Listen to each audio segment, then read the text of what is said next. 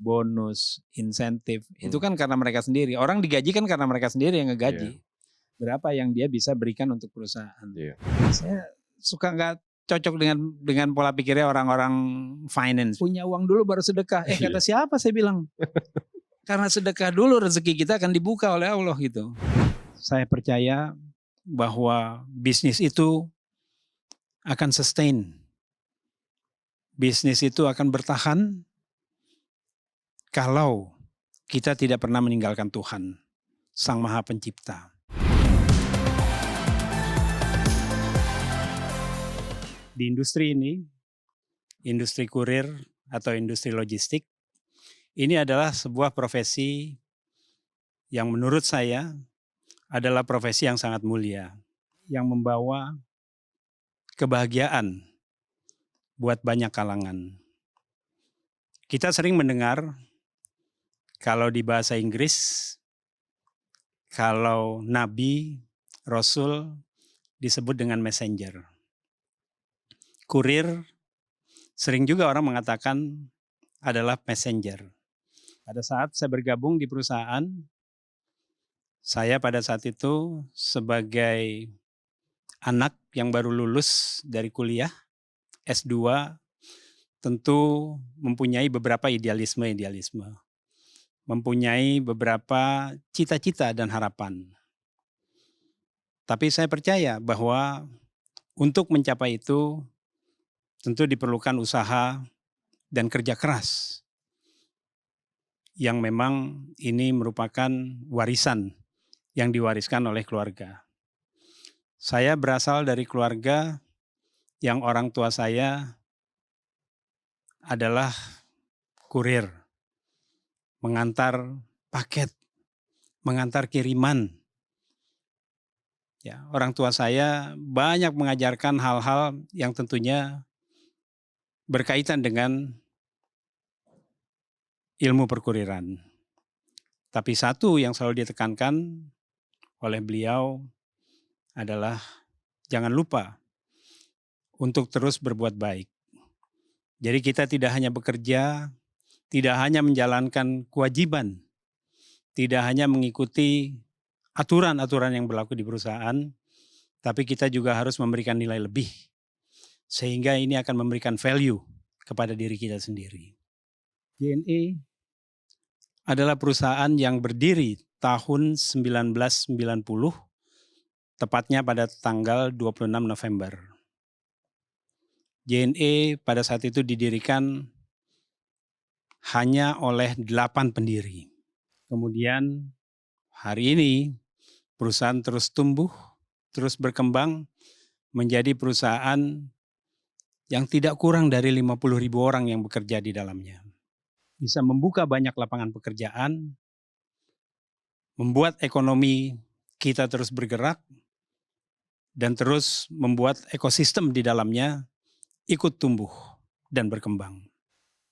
Ada orang-orang yang bekerja di dalamnya, ada sistem yang kita bangun, ada armada-armada yang kita miliki, dan ada teknologi yang terus kita kembangkan.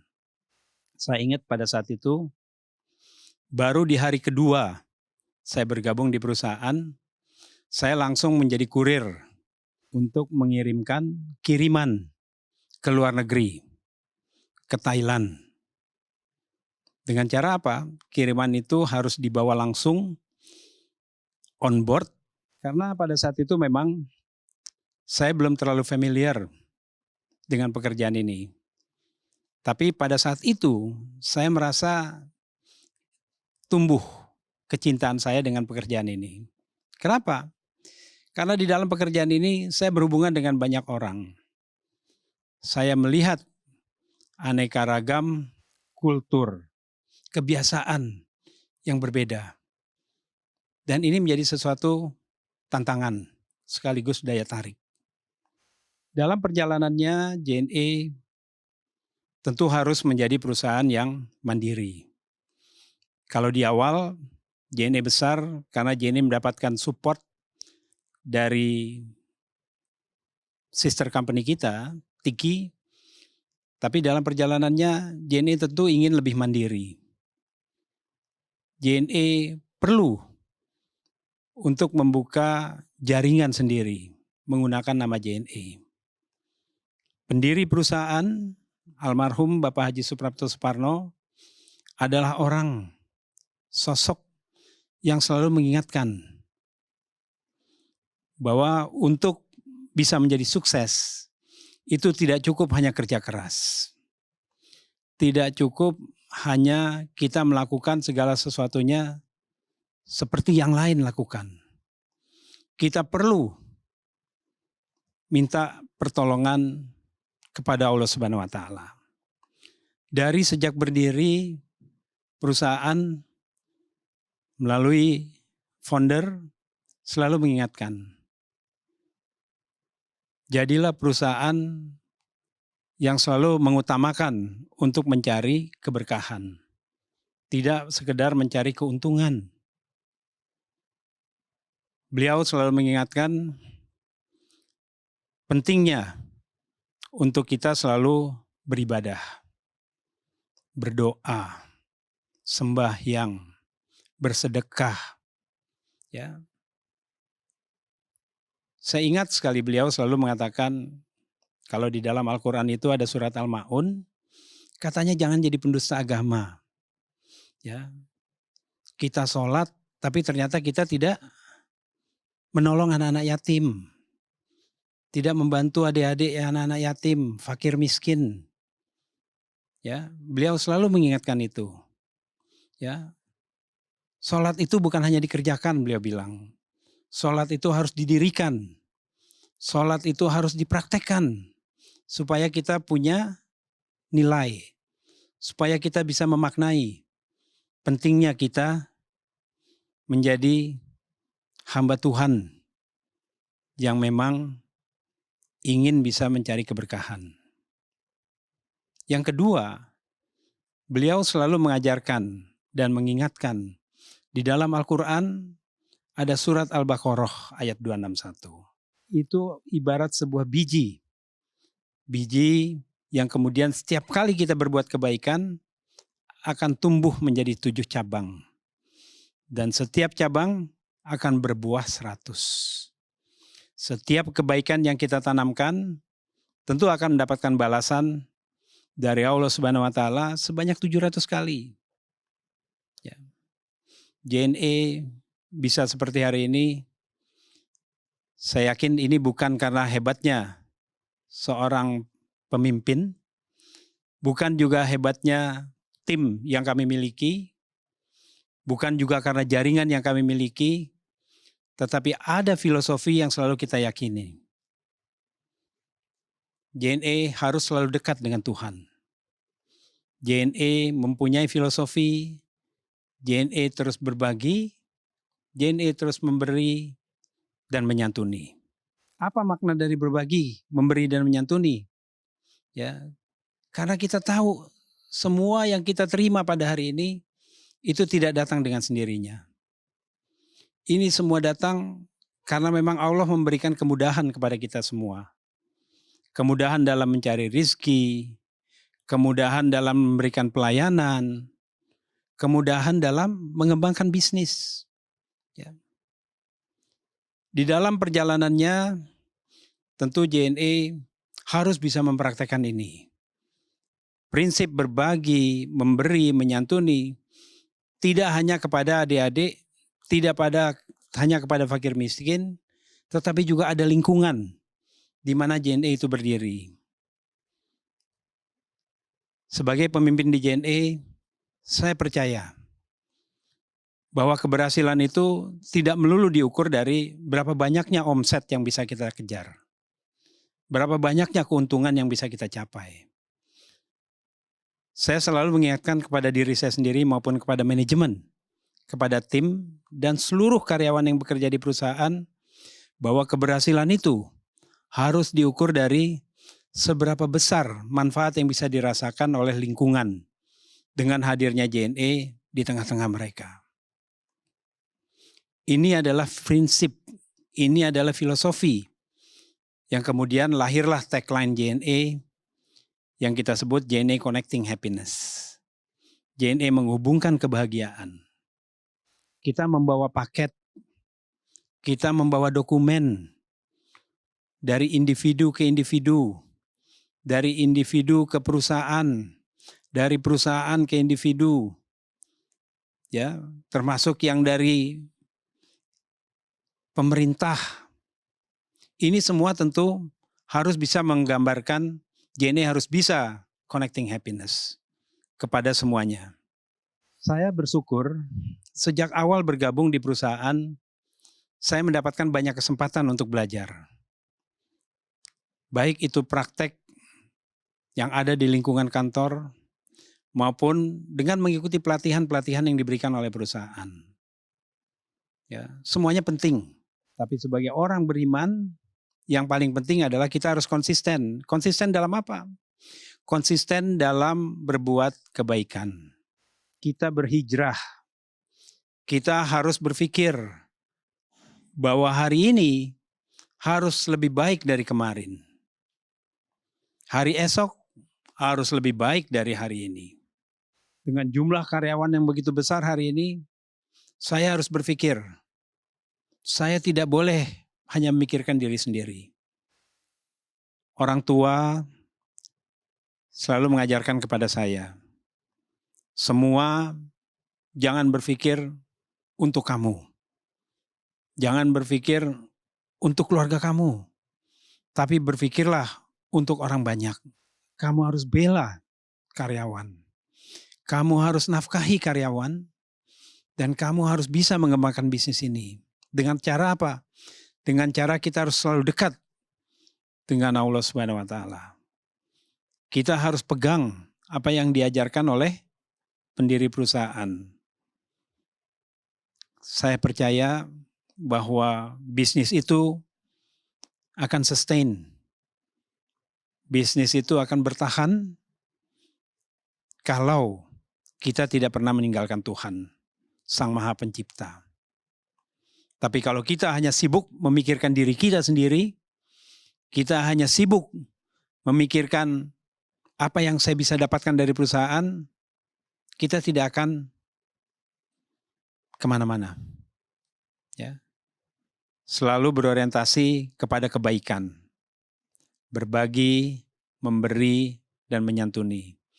Itulah hal-hal yang menurut saya harus kita jaga. Harus kita tingkatkan bahkan. Kalau rezeki kita bertambah setiap hari, setiap minggu, setiap tahun, maka bertambah juga nilai-nilai kebaikan yang harus kita berikan. Allah akan murka di saat Allah sudah memberikan kita lebih banyak rezeki, tapi ternyata sedekah kita tidak bertambah. Sholat kita banyak kita tinggalkan. Puasa kita tidak jalankan. Ya. Bagaimana kita bisa menjadi orang yang berhasil?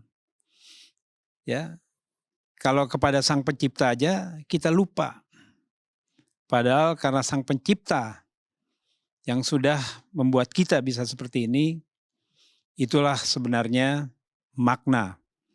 Kenapa di dalam berbisnis kita selalu harus mengedepankan sisi-sisi kebaikan. Ya pemirsa, ada sosok yang mewarisi tahta, tapi ada juga sosok yang mewarisi nilai. Terlahir sebagai penerus, tapi tidak langsung duduk di kursi direksi. Malah memilih untuk berseragam kurir. Bapak Muhammad Feryadi Suprapto. Pak, apa kabar? Alhamdulillah baik. Pak Ferry, terima kasih telah hadir bersama dengan saya di sini. Terima kasih undangannya Pak Robert. Terima kasih. Pak Ferry tadi sudah bercerita bahwa sekarang JNE sudah menakodai 50.000 karyawan. Kantornya, cabangnya berapa banyak Pak di Indonesia sekarang ini? Kalau total jaringan yang kita miliki hari ini boleh dikatakan 8.000 jaringan. 8.000 poin ya Pak ya? 8.000 poin di seluruh Indonesia. Itu di seluruh Indonesia.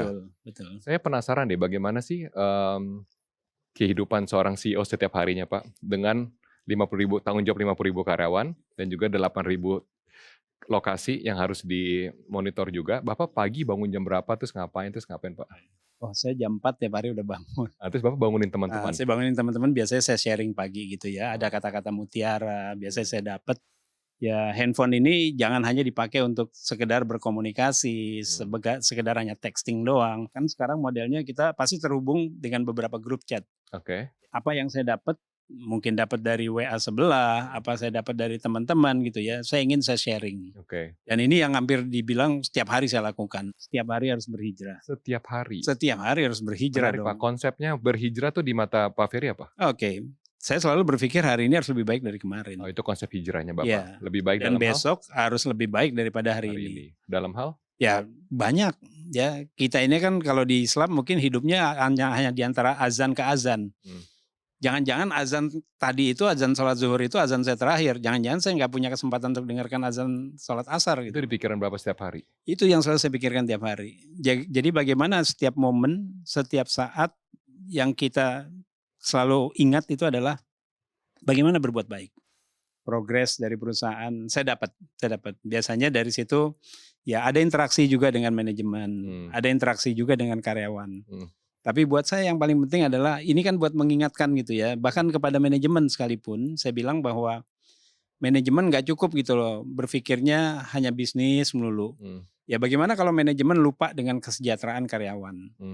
Bagaimana manajemen sampai misalnya lalai dengan kewajibannya terhadap karyawan? Iya. Nah, ini kan menjadi hal yang tidak bisa kita pisahkan. Ya, keberhasilan satu bisnis, saya yakin ini juga bukan karena strong leadership misalnya, tetapi juga saya selalu percaya tidak ada superman ya yang membuat satu bisnis itu berhasil.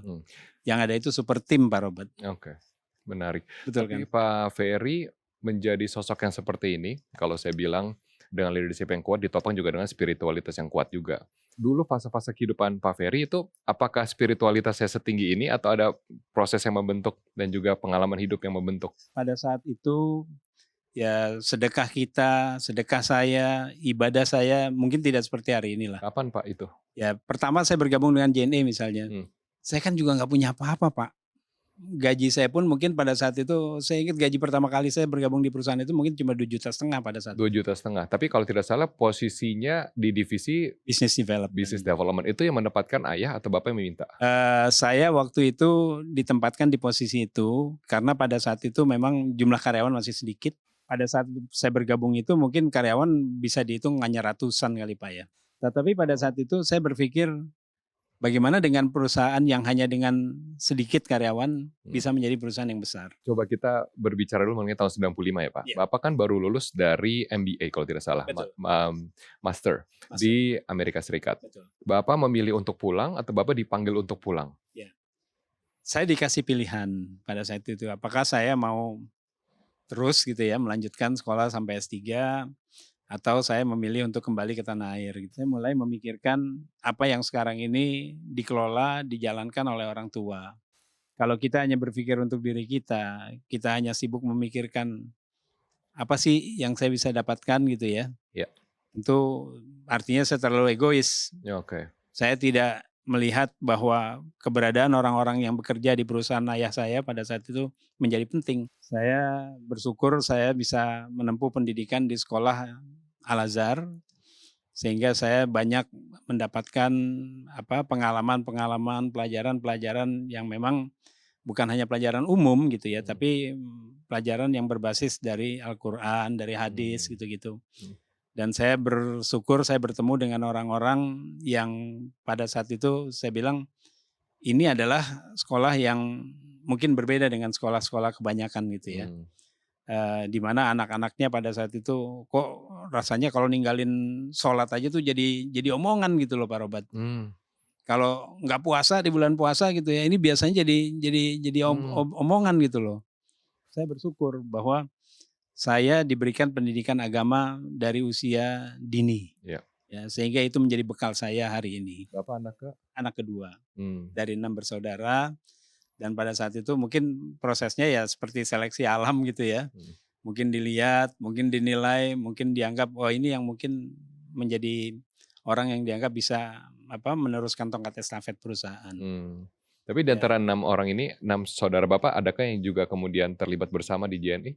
Kalau di JNE tidak ada. Berarti Bapak yang sendiri di sana, seleksi alam ya Pak ya? Saya menjadi pemain tunggal di sana. Ya, mewakili keluarga di sana dan ya alhamdulillah gitu ya. Kehadiran saya di perusahaan bisa diterima dengan baik lah. Itu kan penting ya Pak Robert ya. Iya. kita berada di satu lingkungan, tetapi kalau semua tidak welcome dengan kita, ya susah juga gitu loh buat kita. Nah ini menarik, kita langsung lompat ya Pak ya ke 2015. Kehilangan seorang sosok ayah, tapi juga di sisi lain kan Anda bekerja di perusahaan ayah. Memproses kehilangan, di saat yang bersama juga memproses transisi kepemimpinan gitu ya. Bagaimana Pak saat itu 2015? Ya, 2015 itu menjadi hari yang bersejarah buat perusahaan, hari bersejarah buat saya pribadi. Tahun 2015 di bulan Juni tanggal 23 saya kehilangan ayah gitu ya. Tapi di awal tahun pada saat itu saat rapat umum pemegang saham diputuskan bahwa untuk melanjutkan tongkat estafet ini, maka pada saat itu semua shareholders akhirnya sepakat Ya. untuk menunjuk saya sebagai pemimpin yang baru. Ya. Nah, tentu ini juga menjadi sesuatu yang sangat challenging Pak. Karena kita sering dibayang-bayangi generasi pertama itu katanya membangun.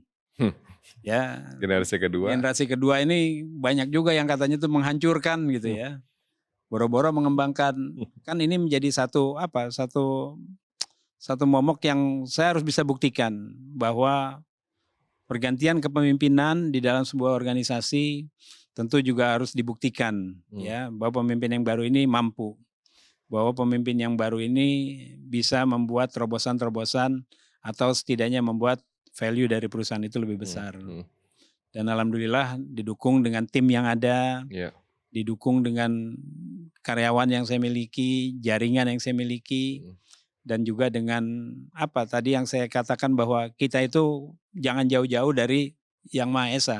Ya, selama kita percaya bahwa bisnis ini kita dekat dengan Yang Maha Esa, ya saya yakin tidak ada yang susah. Tapi pada saat itu kan tentu tidak mudah ya Pak. Itu bagaimana Anda mengolah decision making pada saat itu dengan kondisi emosional yang saya yakin juga berat kehilangan seorang ayah yang begitu besar jasanya di hidup Pak Ferry? Mungkin ini menjadi menjadi satu hal yang saya harus mulai bisa beradaptasi. Di masa saya masih sekolah dulu, orang tua saya itu selalu, ayo dong ikut saya gitu ya. Ayo dong kita interaksi dengan karyawan, diajaklah ke kantor. Diajaklah bagaimana saya melihat bagaimana aktivitas seorang ayah gitu ya di perusahaan. Saya ingat ada peristiwa-peristiwa yang saya tidak akan pernah lupa gitu. Apa itu Pak? Namanya kita bisnis transportasi. Namanya kita bisnis pengiriman, banyak juga karyawan-karyawan itu kan harus menghadapi resiko-resiko di jalan. Waktu itu saya ingat saat saya diajak ke kantor ayah saya, itu di kantornya Tiki di Raden Saleh, dapatlah berita gitu loh, ada 2 karyawannya mengalami kecelakaan. Itu karyawan, kemudian ayah saya bilang, ayo kamu ikut saya, kemana? Kita waktu itu ke Bogor. Ditariklah kemudian jenazah itu dibawa ke salah satu rumah kami Pak. Ya, saya bilang hari ini mungkin saya baru menyadari gitu loh bahwa orang tua saya sedang mengajarkan nilai-nilai. Orang tua saya sedang menunjukkan kepada saya ini seorang leader yang harusnya lakukan, ya punya empati. Ya, tidak hanya tenaga karyawan itu dieksploitasi, tidak hanya memanfaatkan tenaga-tenaga mereka, tapi saat mereka membutuhkan, saat keluarganya membutuhkan pertolongan, ayo kita bantu. Dan peristiwa ini terulang gitu, terulang pada saat di era saya, ada karyawan saya mengalami kecelakaan itu di jalan tol, saya ingat sekali KM 19. Saya waktu itu diajak oleh salah satu manajer. Ini tahun berapa Pak? Tahunnya mungkin di bawah tahun 2000-an kali ya. Saya datang ke jalan tol Jagorawi itu dan saya masih melihat ada bercak darah. Saya melihat ada gigi yang lepas gitu ya. Tapi sekali lagi saya bilang pelajaran ini lebih berharga daripada sekedar kita hanya belajar di kantor, melakukan daily activity kita, tapi kita tidak mempunyai kepekaan gitu loh terhadap lingkungan kita. Apa yang Bapak petik kemudian yang membentuk pribadi Pak Ferry? Ya, bahwa setiap individu yang bekerja di perusahaan itu tentu menjadi sangat penting buat perusahaan. Orang tua saya selalu mengatakan, kamu bisa begini bukan karena saya. Kamu bisa begini ya karena mereka. Ya, kamu bisa sekolah tinggi-tinggi bukan hanya karena saya. Ya, mereka yang bekerja. mereka ujung tombak perusahaan. Ya. Dan kalau jadi pemimpin, ya perhatikan mereka. Makanya orang tua saya paling suka itu kalau bicara pada zaman itu kesejahteraan buat karyawan. Ya, Itu jadi yang dipikirkan ayah setiap hari. itu setiap hari pokoknya Kesejahteraan setiap karyawan. ada kesempatan datang ke kantor, yang disampaikan itu kepada manajemen gitu ya. Dan di hadapan karyawan biasanya mereka selalu menunggu gitu, ngomong apa lagi nih Pak Dirut pada saat itu kan.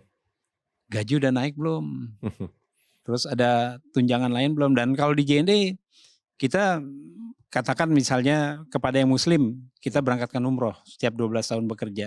Setiap 12 tahun. 12 tahun bekerja itu tanpa kecuali loh. Tanpa Pokoknya kecuali. 12 tahun bekerja berangkat umroh. Tanpa melihat prestasi. Tanpa melihat prestasi. Kalau belakangan memang akhirnya kita bilang, oh ini harusnya menjadi pertimbangan-pertimbangan nih kalau mereka yang pernah kena SP, mereka yang pernah kena teguran gitu ya, kita tunda tapi tidak kita batalkan.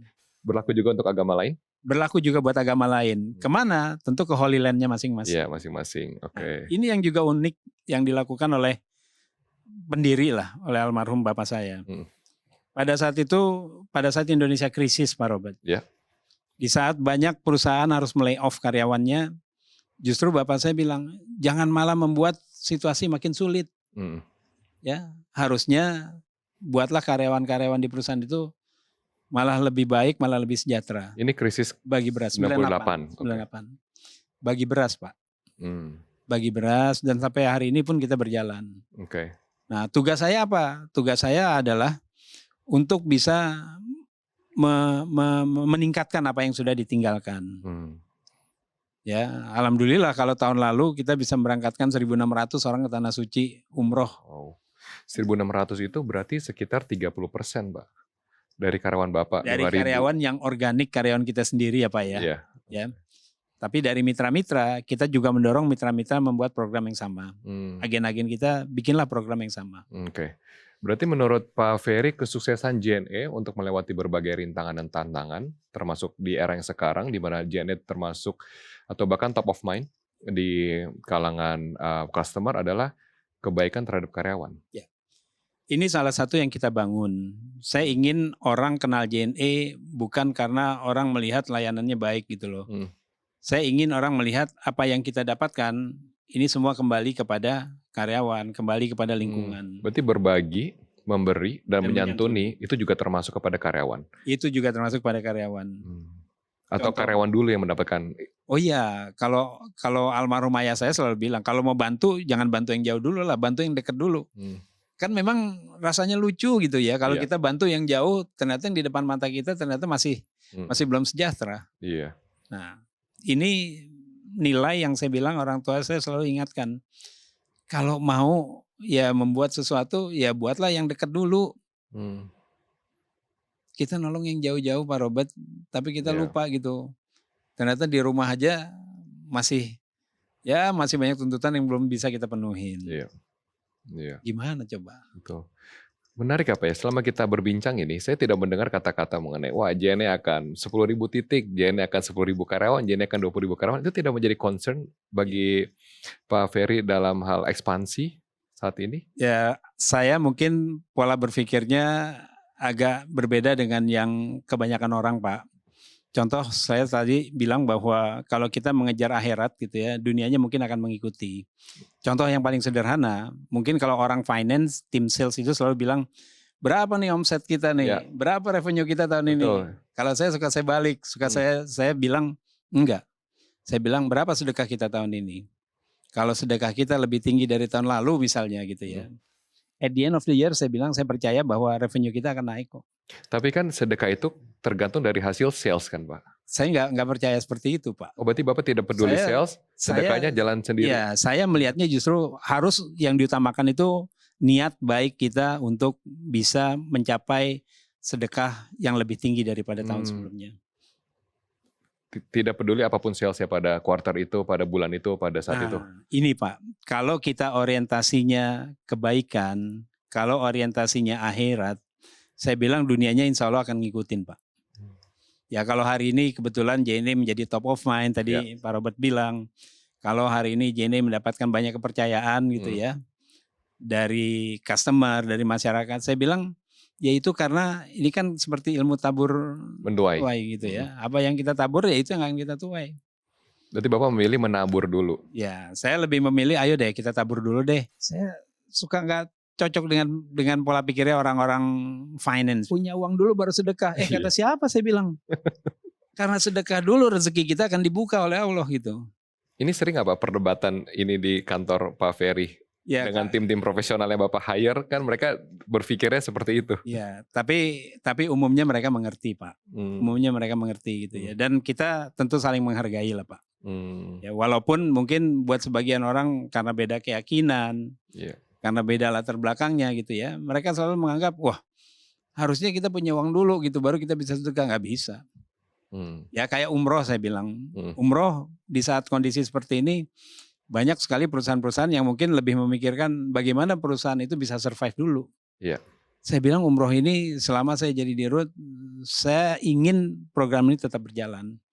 Waktu saya terpilih 2015, itu karyawan yang ditanyakan itu pertama itu Pak. Kapan saya bisa umroh? Pak, program umroh masih ada nggak? Pak, beras masih dapat nggak? Saya bilang insya Allah ada. Nah karena mindset saya selalu mengatakan bahwa umroh harus ada, beras harus ada, ya ada aja gitu loh rezeki yang datang gitu loh Pak. Menarik ya Pak. Berarti target Bapak tahun ini adalah sedekah yang lebih tinggi dibanding tahun lalu. Kalau secara akhiratnya saya mengatakan seperti itu Pak. Kalau secara bisnis benar apa yang kata Pak Robert sampaikan tadi. Saya ingin JNE tumbuh Pak. Jaringan kita tumbuh, volume kiriman kita meningkat gitu ya. Di tengah persaingan yang ketat. Betul, betul. Kan sebagai seorang dirut biasanya selalu targetnya bagaimana saya bisa memberikan dividen lebih kepada shareholders. Kedua, bagaimana value perusahaan ini akan naik. Ya, kalau saya caranya kebetulan pendekatannya seperti tadi gitu loh. Tidak selalu duniawi, orientasinya tidak selalu duniawi saja. Tapi bagaimana pendekatan-pendekatan yang ya kalau orang bilang mungkin langitan gitu ya. Iya, pendekatan langitan. Dan saya sangat percaya bahwa dengan pendekatan-pendekatan seperti ini dan saya bisa buktikan kok. Itu terjadi Pak di perusahaan kita. Selama 10 tahun. Selama 10 tahun. Ya seperti misalnya tadi saat kita terkena pandemi COVID gitu ya. Kan banyak juga perusahaan-perusahaan yang kolaps. Banyak juga perusahaan-perusahaan yang akhirnya harus melay off karyawannya. Saya bilang waktu itu ke manajemen, satu tentu kita harus ikhlas menghadapi situasi ini. Ikhlas ya Pak yang pertama? Ikhlas itu kan sesuatu yang kelihatannya gampang diucap Pak Robert. Susah dilakukan. Prakteknya sulit untuk dilakukan. Betul. Yang kedua saya bilang, kita ini kan kalaupun kita bisa membantu, membantulah dengan kapasitas dan kapabilitas yang kita miliki. Kita bekerja sama dengan berbagai lembaga, kita bekerja sama dengan berbagai individu yang punya niatan yang sama gitu loh. COVID, saya bilang Indonesia berhasil mengatasi karena semua turun. Ya. Usaha bersama. Usaha bersama. Pemerintah turun, ya semua di sektor-sektor swasta juga turun. Ya di logistik, JNE juga turun gitu ya. Dengan cara apa? Ya bantulah sesuai dengan apa yang bisa kita lakukan. Tapi kondisi sekarang ya Pak, itu kan kondisi yang sangat tidak menentu. Kita bicara geopolitikal juga panas, kita bicara juga transisi kepemimpinan yang juga masih dalam proses. Kita bicara persaingan bisnis, bahkan bisnis-bisnis logistik brand luar negeri masuk gitu kan Pak.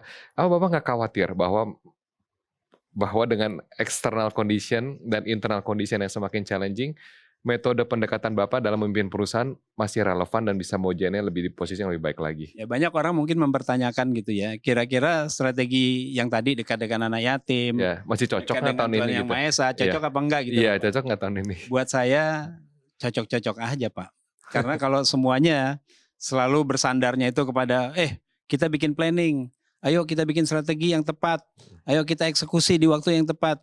Tapi kita lupa gitu loh, bahwa ini semua terjadi karena memang Allah ridho apa tidak. Dan saya percaya gitu loh bahwa keberhasilan JNE hari ini pun tentu tidak lepas dari campur tangan Allah. Ya kenapa? Karena memang nggak ada manusia itu yang bisa berhasil, bisa sukses karena usahanya sendiri. Bapak pernah bermimpi tidak JNE akan sebesar hari ini?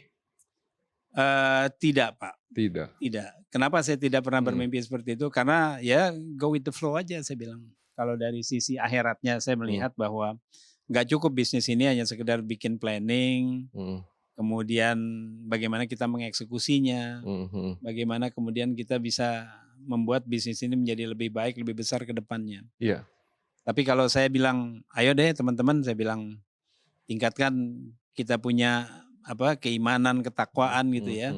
Nah makanya kegiatan-kegiatan keagamaan di perusahaan, Iya. baik yang Muslim, baik yang Kristiani, semuanya itu kita fasilitasi. Tapi kan setiap JNE kan punya 8.000 titik di seluruh Indonesia. Betul. Tantangan logistik juga berbeda. Oh iya. Tantangan kultur Pak juga berbeda. Betul. Nah bagaimana cara Bapak bisa kemudian meneruskan program ini sampai ke tahap eksekusi dengan berbagai daerah yang punya karakter yang berbeda-beda? Iya, justru itu menjadi satu uniqueness ya. Saya bilang keunikan gitu loh. Kita tentu saya mempunyai keterbatasan. Mata, telinga, tangan, kaki saya terbatas Pak. Ya. Tapi kita punya branch head yang kita bisa percaya. Pimpinan-pimpinan cabang itu saya bilang adalah direktur-direktur kecil gitu loh di kantor pusat. Yang punya kewenangan untuk mengembangkan wilayahnya. Oke. Ya, regional head bagaimana bisa membuat regional di bawahnya semua tumbuh dan berkembang. Caranya gimana? Ya caranya satu tentu selain mereka harus berusaha gitu ya. Yang kedua ya jangan jauh-jauh dari Tuhan tadi gitu loh Pak. Ya kan susah kalau saya bilang Iya. kita berusaha gitu mati-matian tapi kita melupakan Tuhan Pak. Menarik Pak, berarti ini sangat menarik ya karena berarti setiap decision making bahkan untuk rekrutmen dan juga memberikan appointment atau memilih orang, Bapak melihat orang-orang di JNE di dalam struktur adalah orang-orang yang mementingkan Tuhan di dalam hidupnya. Itu bagaimana cara tahunya Pak? Oh Pak, kalau sekarang di bagian haji aja saya ngomong gitu ya. Kalau merekrut nggak sekedar kita undang ya si applicant ini pelamar-pelamar ini duduk, kemudian kita ngobrol, kita ngelihat on papers. Ya, oh lulusannya dari S1-nya misalnya UI. Iya. S2-nya dari mana? Kita bisa lihat dari sumber yang lain apa? Sosial medianya. Ada sosial media nggak? Nah, Bapak dari nilainya sosial apa media tuh? kan bisa lihat gitu loh. Oh orang ini kebiasaannya flexing. Oh orang ini kebiasaannya memang pamer-pamer gitu loh. Itu tidak sesuai nilai JNE. Oh orang ini ternyata kita lihat ibadahnya gitu ya. Dia posting, dia senang mungkin kumpulkan quote-quote yang positif. Saya bilang orang-orang seperti inilah orang-orang yang menurut saya adalah orang-orang yang punya integriti. Ya, kan susah kalau kita hanya merekrut orang berdasarkan apa yang mereka pasti tawarkan ke kita gitu loh. Iya. Ya pasti mereka jual yang baik-baik aja. Betul. Wah ini GPA saya sekian. Oh ini saya lulusan dari perguruan tinggi ini. Nilai saya sekian. Tapi begitu kita lihat sosial medianya bilang, ini kok beda gitu ya. Kalau sosial media di private bagaimana Pak? Harus dibuka dulu nggak kalau mau daftar ke JNE? Biasanya cerita Pak, biasanya gitu. pasti cerita gitu. Ya kadang-kadang kita juga suka usil gitu, coba dong lihat dong dibuka. Kita lihat. Oh isinya begini gitu, nggak sesuai.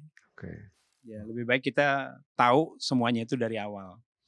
Ketimbang kita taunya telat gitu ya, belakangan kita baru tahu, wah ternyata saya salah merekrut orang. Ternyata orang yang saya rekrut tidak seperti yang saya harapkan. Iya.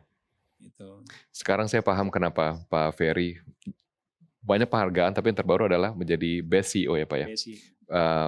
Oleh SWA kalau tidak salah. Betul ya Pak ya. Jadi saya paham pendekatan ini adalah pendekatan yang mungkin tidak semua leader berpendidikan tinggi bisa menerima. Bahkan mungkin shareholder Bapak juga pasti mungkin ada challenge-nya juga yang meyakinkan pendekatan ini Pak ya dalam leadership Pak Ferry. Gitu. Jadi kalau joke-nya saya bilang itu seorang CEO itu kan harusnya bagaimana saya bisa entertain manajer saya. Dan bagaimana kemudian manajer saya bisa entertain customer-customer saya gitu loh. Ya, my job is to make you happy, saya bilang. And you can make others happy. And your job is to make my customers happy. Ya. Jadi kita bagi tugas gitu loh. Saya penuhi kesejahteraan mereka, saya buat planning, saya buat strategi yang begini begitu. Ya tugas mereka pastikan ini semuanya well implemented. Kalau ini tidak mereka terapkan, tidak mereka lakukan, susah. Tapi yang paling penting itu tadi, Saya selalu percaya bahwa ya jangan jauh-jauh dari yang Maha Kuasa lah. Iya. Gitu. Iya. Connecting happiness nyata ya Pak. Tidak hanya mengconnect paket sampai ke penerima, semua penerima pasti senang dapat paket, apalagi paketnya nggak hilang gitu ya. Tapi juga connecting antara Bapak sampai ke karyawan, karyawan ke sekitar ya, stakeholder Bapak, bahkan sampai ke orang-orang yang membutuhkan gitu. Pertanyaan terakhir saya Pak, Bapak bahagia melihat paket tersampaikan dengan baik, Bapak bahagia melihat karyawan Bapak bisa meneruskan kebahagiaan. Tapi apa yang bikin Bapak bahagia saat ini? Apa yang belum tercapai mungkin yang bikin Bapak akan sangat bahagia? Ya, saya masih dibilang belum terlalu terpuaskan. Kalau saya masih melihat ada karyawan-karyawan kita itu yang masih mengeluh lah. Saat dia mendapatkan apa yang kita rasa cukup, tetapi dia tidak bersyukur. Tapi ada juga orang yang menerima apa yang selama ini mereka dapatkan dari perusahaan, tapi mereka bilang, oh saya bersyukur nih dengan dapat ini dan itu dari perusahaan. Kalau saya melihat apa yang sudah saya berikan tapi tidak membuat mereka bersyukur, saya bilang saya masih sangat sedih gitu loh. Pak, enough is enough gitu ya. Tapi ukurannya enough itu apa sih sebetulnya? Iya. Timbangan orang kan beda-beda Pak. Beda-beda Pak. Selalu saya ceritakan kepada teman-teman, ayo deh saya bilang, apa yang sudah kalian dapatkan di sini, satu syukuri dulu. Ya. Kedua, ya tentunya ya berikan apa yang kalian bisa berikan buat perusahaan. Ya, bonus, insentif, itu kan karena mereka sendiri. Orang digaji kan karena mereka sendiri yang ngegaji. Berapa yang dia bisa berikan untuk perusahaan. Karena itulah dia dibayar mahal.